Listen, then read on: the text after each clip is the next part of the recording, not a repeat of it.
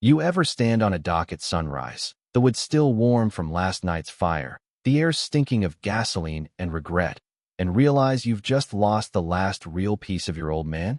That's where I was, barefoot, heart pounding, watching smoke curl off the charred skeleton of my father's boat, the Horizon Runner. 3 years restoring that thing after he passed, sanding and varnishing every inch, oiling the teak just like he taught me when I was a kid. I guess some people think burning a man's history will break him, but let me tell you, all it does is light a fuse. Now, before we go any further, let me just ask, what would you do if someone torched the one thing you had left of your dad? Lawyer up? Cut and run? Or maybe just burn it all down and start over? See who flinches first. Yeah, that's what I thought. My name's Garrett Holloway, retired Coast Guard, 28 years pulling folks out of storms off Carolina, 2 commendations, and enough. Adrenaline stories to fill a couple lifetimes. But none of it prepared me for an HOA war. After retiring, I bought this place on Lake Thornton. It wasn't much, a cabin, a dock, and a view that could fix your soul after 3 decades of bureaucracy and missed holidays. The HOA, Emerald Shores, wrapped the lake like a velvet noose. Darlene Vickrage, 61, platinum blonde bob, Lexus with a vanity plate and a smile that could chill soup. She ran the place like a private kingdom. Her sister Paige handled the money, her buddy Hank rubber-stamped every decision, and the rest of the board just followed along. Rules here were more about who you knew than what you did. Beige houses, no vegetable gardens, fines if your mailbox leaned too far left, you know the type. Thing is, my place predated their HOA, grandfathered in, but Darlene didn't like exceptions, especially ones with old docks and an attitude. 6 months before the fire, she sent me a letter claiming my dock stuck 2 feet into the HOA's navigational channel. She wanted it chopped back, or I'd face a $5,000 fine.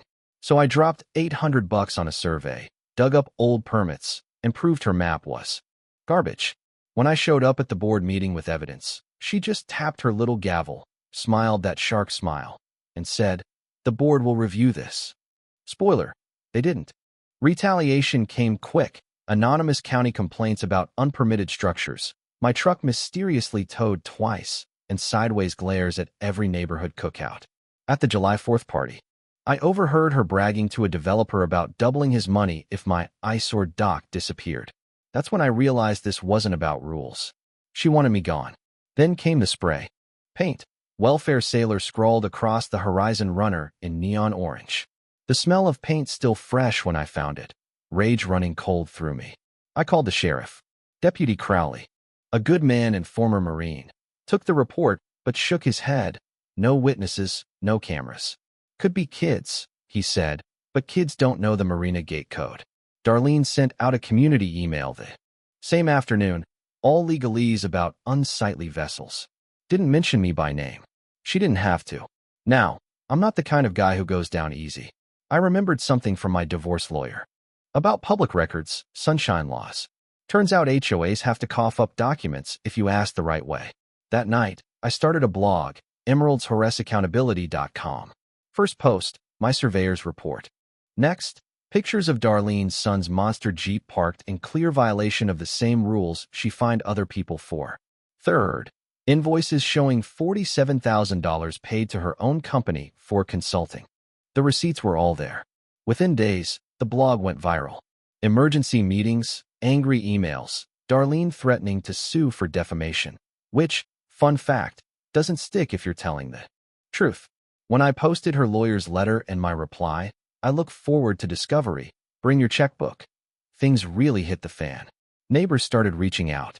Marisol Gutierrez, fined $2,000 for her hedges, came by with coffee and an offer to help. She turned out to be my ace in the hole. Her landscaping clients covered half the neighborhood, and she knew who was quietly ready to revolt. Then Darlene sued me. $50,000 for damages, plus an injunction to take down the blog. I couldn't afford a lawyer, so I lived in the library, memorized state statutes, bylaws. All of it. That's when I found her real weakness. The board hadn't held a legitimate election in years. Darlene got her power through blank proxy ballots, not secret votes. Totally illegal.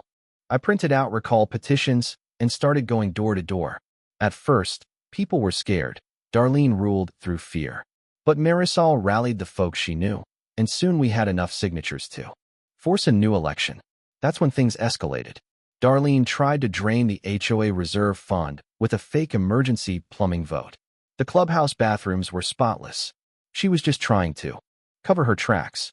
Then, on a cold October night, I woke up to the horizon runner in flames. Arson, plain and simple. Security cameras caught two figures in hoodies, but faces were hidden. My insurance would only pay a third of the boat's value. Darlene posted on Facebook calling it a tragic accident. The next day, GoFundMe donations for repairs were frozen after she reported them as fraud, and 3 donors got HOA violation notices. People were scared again. But I wasn't done. I called Theo Barnett, an old Coast Guard buddy turned forensic accountant. The guy owed me a favor, once pulled his kid out of a rip current. Theo dug in and found the smoking gun, $127,000 to a shell company registered under Darlene's maiden name, $68,000 in inflated contracts, and $57,000 in board bonuses, all illegal. I filed complaints with the state, the IRS, and the HOA's bank. Within a week, all accounts were frozen. Darlene showed up at my porch begging me to stop. I told her she should have thought about that before burning my father's boat. We set up Operation Clean Sweep around Marisol's kitchen table. Me, her, Theo on Zoom, Deputy Crowley, Evelyn the retired paralegal, all of us pissed off and determined. Evelyn drafted demand letters. Theo escalated to the Attorney General. Crowley worked his contacts for the arson case. We went public, called a town hall, invited the press. Darlene tried everything. Fake emails, rumors, even setting up bogus online reviews to wreck my reputation. But her own sister page finally cracked, bringing us proof Darlene had ordered the books cooked and, in an email, bragged she was handling the boat herself. When the state finished their audit, they found more than weed. Imagined federal tax fraud, a condo bought in cash, money moving through shell accounts. The news broke, and neighbors turned on her. At the town hall, 312 people showed up.